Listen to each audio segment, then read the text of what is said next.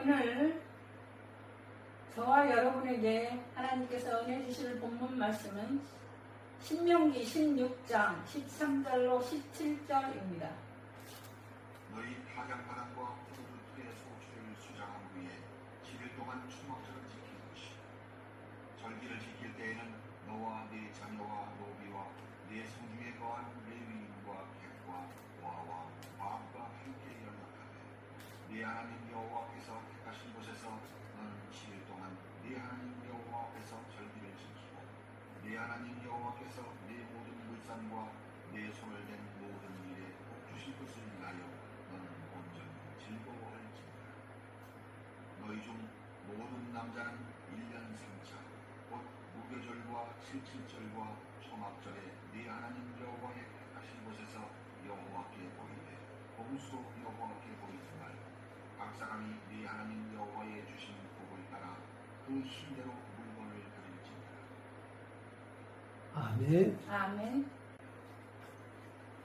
내일 모레 2024년 9월 17일 화요일은 추석날입니다. 내가 어렸을 때 추석에는 어느 집이든 송편을 만들어서 먹었습니다. 나는 송편을 먹을 때마다 가장 관심을 기울이게 되는 것이 송편 안에 무엇이 들어있느냐였습니다. 송편 안에는 깨가 들은 것도 있고 밤이 들어간 것도 있고 콩이 들어간 것도 있습니다. 여러분은 뭐가 제일 좋습니까? 얼마나 관심이 있는지 송편을 딱 깨물었을 때 그 속에 무엇이 들었느냐에 따라 기분이 달라집니다. 나는 밤이 들어있는 송편을 먹을 때마다 기분이 좋았습니다. 어쩌다 깨를 씹게 되면 기분이 나쁘고 밤을 씹으면 기분이 좋았던 기억이 납니다. 추석은 참 좋은 날입니다. 오늘 본문 말씀 신명기 16장 13절에서 17절을 보니 이스라엘 민족이 소중하게 지키는 3대 명절을 소개하고 있습니다. 이스라엘 민족에게는 3대 명절이 있습니다. 하나는 애굽으로부터 430년 만에 해방을 맞은 6월절이고 또 하나는 여름 곡식을 추수하고 드리는 77절, 즉 맥추절이고 또 가을에 곡식을 거두면서 드렸던 추수감사절, 즉 소막절이 있습니다. 이스라엘 민족은 1년에 3번 이 명절을 지켰습니다. 그리고 그 명절에 모든 남자는 의무적으로 예루살렘으로 모여 축제로서의 명절을 지켰습니다. 본문에 보면 하나님은 이스라엘 민족들에게 1년에 3차례 명절을 반드시 지키라고 당부하셨습니다. 왜냐하면 명절은 나름대로 의미가 들어있기 때문입니다. 그래서 오늘은 이 명절이 지니는 의미를 생각해 보려고 합니다. 본문 신명기 16장 16절을 보면 너희 남자들은 1년에 3번 모여 하나님께 감사하라고 했습니다. 그리고 모일 때는 빈손으로 오지 말고 복을 받은 대로 하나님께 드리라고 했습니다. 이 말씀은 받은 은혜를 감사하라는 것입니다. 이것이 명절의 의미입니다. 그래서 추석 명절은 하늘에 감사하는 뜻을 지닌 명절이라고 할 수 있습니다. 농부들은 농부의 마음이 있는데 그 마음은 하늘에 늘 감사하는 마음입니다. 농사는 절대적으로 하늘의 도움과 은혜를 입어야 가능하다는 것을 농부들은 잘 알고 있습니다. 그래서 농부들은 농사철이 되었는데도 비가 오질 않으면 먼저 하늘에 기우제를 드렸습니다. 농사는 하늘이 돕지 않으면 불가능하다는 것을 알기 때문에 하늘에 기도를 올렸던 것입니다. 그것이 농부의 순박한 마음입니다. 그것은 실제로 하나님이 돕지 않으시면 농사도 삶도 이루어질 수 없다는 것을 고백하는 일입니다. 그래서 시편 65편 9절을 보면 하나님께서 땅을 돌보사 물을 내어 심히 윤택하게 하시며 이같이 땅을 예비하신 속에 그들에게 곡식을 주시나이다. 주께서 밖고랑 문을 넉넉히 대사 그 이랑을 평평하게 하시며 또 담비로 부드럽게 하시고 그 싹의 복을 주시나이다 하고 고백했습니다. 이 시는 농사의 절대적인 힘은 하늘이 주는 은혜라는 것을 고백하는 시입니다. 그래서 농부들은 절대로 경고망도하지 않습니다. 그리고 농사를 지어서 첫 곡식을 거두게 되면 반드시 먼저 하늘에 제물로 드리며 감사했습니다. 그리고 이웃과 함께 나누고 곧 동네 사람들이 모여 여름 내 수고해서 얻은 열매로 음식을 만들어 나누며 기뻐했습니다. 그것이 추석 명절입니다. 그러니까 우리 민족의 추석 명절은 뜻이 있고 의미가 있는 명절이라고 할 수 있습니다. 원래 그렇게 살아가는 것이 인간의 삶의 원형의 모습입니다. 하늘에 감사하고 이웃과 함께 더불어 나누며 살아가는 삶의 모습, 그것이 인간의 삶의 모습입니다. 그런 삶이 하나님이 권장하시는 삶이요 바라시는 삶의 태도입니다. 그래서 하나님은 성경에서 이웃과 더불어 살아가는 삶을 강조하셨습니다. 사람은 살아가면서 늘 감사하면서 살아가야 합니다. 사람이 살아가면서 감사하며 살아간다는 것은 그만큼 지각을 가지고 있다는 말입니다. 사람은 지각이 있어야 합니다. 사람이 지각이 없으면 감사도 없고 은혜도 모르고 깨달음도 없습니다. 오늘날은 지각이 없는 시대입니다. 오늘날은 지식은 있는데 지혜가 부족한 시대입니다.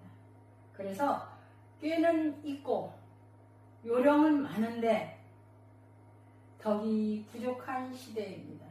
그 결과 많이 누리고 소유하고 살아가면서도 감사도 없고 은혜도 모르고 도리도 모르고 살아갑니다. 그래서 성경은 너희는 감사하는 자가 되라고 했습니다. 추석 명절의 의미는 하나님께서 그동안 주신 은혜에 감사하는 의미가 있습니다. 성도 여러분, 본문 신명기 16장 14절에 보면 절기를 지키는 때와 내 자녀와 노비와 성중에 거하는 객과 고아들까지 함께해서 즐겁게 지키라고 했습니다. 그 말은 가정의 결속을 다지라는 말씀이고 이웃과 민족의 결속도 다지라는 말씀입니다.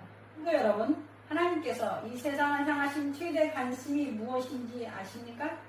그것은 가정의 건강입니다. 하나님은 이 세상을 지으시고 가장 먼저 이 가정을 이루게 하셨습니다. 그리고 하나님께서 가정 건강에 대해서 얼마나 많이 배려하시는지 모릅니다. 그래서 성경을 보면 여러 곳에서 가정의 건강한 삶에 대해서 말씀하고 있습니다. 가정의 결속을 유지하는 법을 제정하셨는데 율법으로 제정하셨습니다. 그리고 가정을 파괴하는 범법자는 옛날이나 오늘이나 중형으로 다스렸습니다. 그래서 가정을 해치는 불경건한 요소를 제거하라고 성경에서 누차에 말씀하고 있습니다. 무엇보다도 가정이 건강하고 신성하고 경건해야 합니다. 가정이 흔들리면 가정이 복잡하고 갈등하고 불화해 보입니다. 그러면 정신이 혼란해지고 일이 손에 잡히질 않습니다. 의욕이 저하되고 기쁨이나 감사함이 사라지고 신앙의 초점이 흐려집니다.